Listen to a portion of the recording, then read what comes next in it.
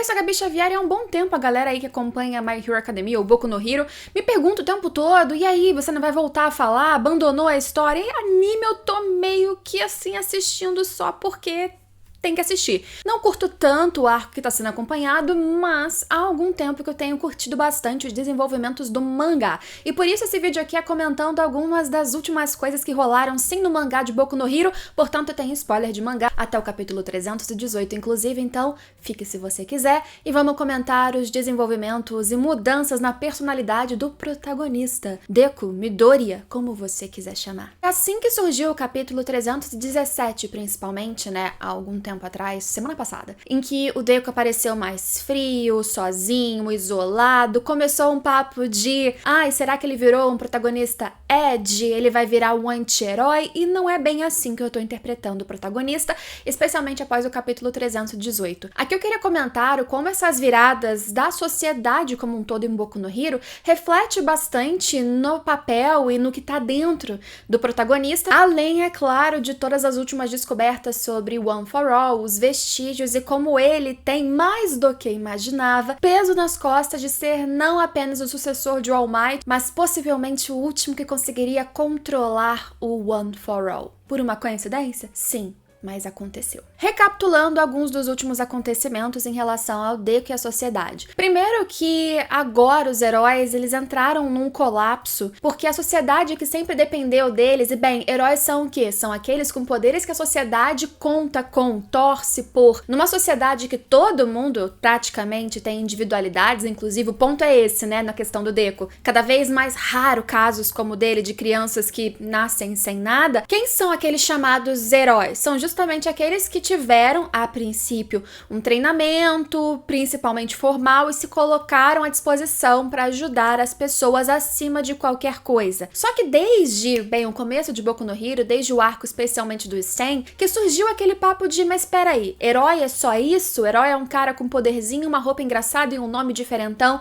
que vai lutando com os teoricamente vilões? Mas o que essas pessoas são para além da fantasia, né? O que elas são atrás das paredes, atrás da cortina, no dia a dia, na vida pessoal. Se esses questionamentos já são possíveis, imagina em um universo em que os vilões ficaram cada vez mais atuantes e os super-heróis não conseguiram mais controlá-los, que a sociedade, que as pessoas comuns, entre aspas comuns, né, mas que não estavam lutando e que estavam sempre esperando serem salvos, começaram a ver parentes, amigos, vizinhos, todos morrendo, sendo sequestrados, sofrendo com medo. Essa sensação de medo, ela traz algo diferente, que é a raiva. Não só a raiva contra os vilões, porque o vilão é óbvio que eu odeio, ele está me machucando, mas contra aqueles que deveriam te proteger e não conseguiram. E aí isso tudo foi potencializado para além dos ataques dos Nomos, que foram liderados pelo Shigaraki, tudo que vem acontecendo depois. Tudo isso piorou quando o suposto novo herói número 1, o Endeavor, aquele que seria o novo grande herói depois da aposentadoria do All Might, ele teve ali um exposed jogado na TV por causa do seu filho, Toya, ou o Dabi agora, que mostrou que o cara era obcecado por poder, obcecado por liderança, obcecado por ser o melhor. Ele casou por objetivos que não tinham nada a ver com amor, ele criou uma família completamente desestruturada. Quando o seu herói, que é o seu símbolo de esperança, é a chama da paz, do que vai te salvar, aquele que você tem bonequinho, compra camiseta pro seu filho, ele mostra que justamente atrás das cortinas ele é uma pessoa, um ser humano horrível, que faz mal à própria família, que são aqueles teoricamente que ele primeiro deveria proteger. Como que você vai confiar? E se esse herói número 1 passa a ser questionado, todos os outros passam ainda mais por causa dessa situação caótica que a sociedade estava vivendo, de que os heróis por si só não estavam conseguindo conter ataques absurdos e cada vez maiores, mais frequentes e poderosos de vilões. Se o Deku já tinha desde o início toda aquela pressão em cima dele de que ele precisava ser forte, controlar o One for All por causa da aposentadoria iminente do All Might, nessa situação caótica fica ainda pior. Ele que sempre quis ser o maior herói de todos, sabendo que ele tem um poder que talvez seja o único, agora a gente sabe, seria o único capaz de enfrentar um misto de corpo do Shigaraki e All for One em potência máxima, o maior demônio dessa sociedade só poderia ser derrotado por ele. Mas piorou quando ele teve um contato mais amplo recentemente, aberto e aí às claras com os vestígios, ou os pensamentos, memórias, expressões, figuras representantes dos antigos portadores do One for All antes dele ali, dentro de si, né? Como se essa consciência do One for All, um poder que é cumulativo, ela permanecesse dentro desse portador. E todos esses outros, é claro, são diferentes. A gente tem, por exemplo, um segundo portador que viveu na pior era, talvez até então, do All for One, numa era de muitas dores e mortes, e ele tem sangue nos olhos e nada de piedade para os inimigos. E tem outros que se compadecem ou entendem mais o lado do Midoriya, que tenta ajudar até aquele que é seu inimigo se ele vê um vislumbre de esperança de salvá-lo. Mas ainda assim, é quase unânime ali dentro que ele precisa agora aprimorar todos os seus poderes, e o One for All, como a gente viu, possibilita que o portador atual, ele cumulativamente utilize as individualidades dos portadores anteriores. Eles falam, olha só, Deku, agora a gente vai com tudo. Ou seja,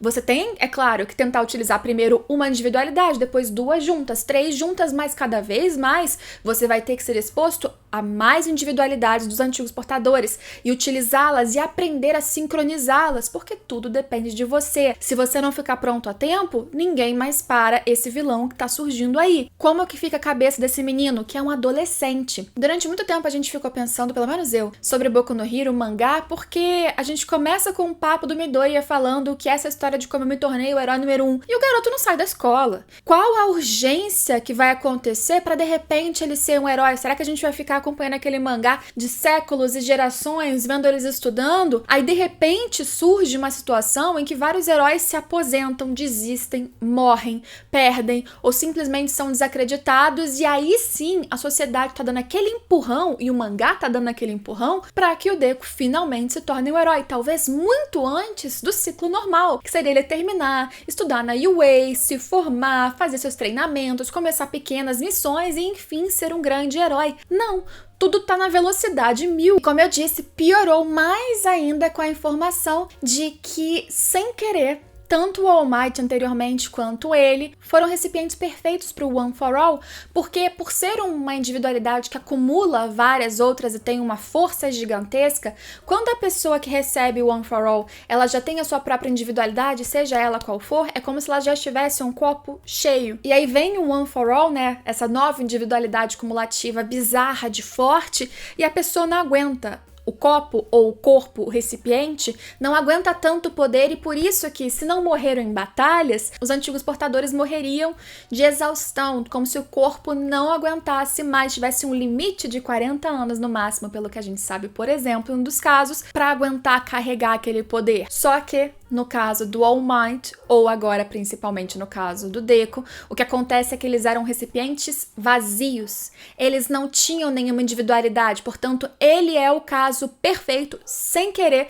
para ter o One for All e finalmente ser a pessoa que vai derrotar o All for One. O One for All surgiu, como todos eles falam várias vezes, para acabar com o All for One, mas também surgiu e se consolidou, principalmente nessas últimas gerações, como um poder para fazer os outros terem esperanças, para salvar a sociedade, para fazer os outros rirem, para trazer luz. E isso casa muito também com os ideais do Deku. O personagem Midoriya não é o tipo de protagonista ou personagem que eu mais gosto, mas ele também não está se tornando um anti-herói como muitas pessoas estão dizendo. O que acontece é que ele é um adolescente, um jovem, em que o ritmo das coisas que já seriam fortes o suficiente, pesadas o suficiente, expectativas grandes demais para uma pessoa comum, agora tá muito pior, porque as emergências estão aceleradíssimas. E o Deku, como alguém com empatia, o Deku como alguém que não é o anti-herói, que não virou Dark nem nada do tipo, ele tem um coração bondoso, ele quer ajudar, ele foi criticado inclusive ali no papo com os vestígios também por isso, porque ele tenta sempre ver o melhor dos lados para ajudar até aqueles que teoricamente são seus inimigos. Ele tá sozinho, solitário, porque ele enxerga que é uma jornada que só ele pode preencher. Ele sabe que controlar todas essas individualidades do One for All é algo que cabe a ele e a mais ninguém. Bem, no cerne da questão, sim, é ele que precisa conseguir, nem All Might mais pode ajudá-lo, e ele cortou esse vínculo, inclusive, recentemente. Mas o próprio All Might, que tinha muito a dizer pra ele, que queria falar, você precisa de ajuda, não precisa carregar isso sozinho, ele não consegue dizer porque ele também também sabe o quanto essa responsabilidade é algo que o Deku precisa lidar sozinho, independente do que os outros vão dizer. Até agora o Midoriya não tá virando um protagonista que vai pro lado das coisas sombrias. Não, ele continua nos últimos papos, até esse momento pelo menos, sendo aquele que vai até o limite das situações, se colocando em perigo, como acontece no último capítulo que saiu, pra não ferir inocentes, pra não matar desenfreadamente até vilões, se ele não tiver certeza de que é impossível resgatá-los. Ele acha que consegue resgatar até o Shigaraki. Que se a gente voltar, claro, na história dele, a gente sabe que Shigaraki nasceu de uma criança carente, perturbada, com medo e solitária. Mas criou-se um caminho em que ele se agarrou ao ódio, e é esse ódio, inclusive, que o All for One alimenta,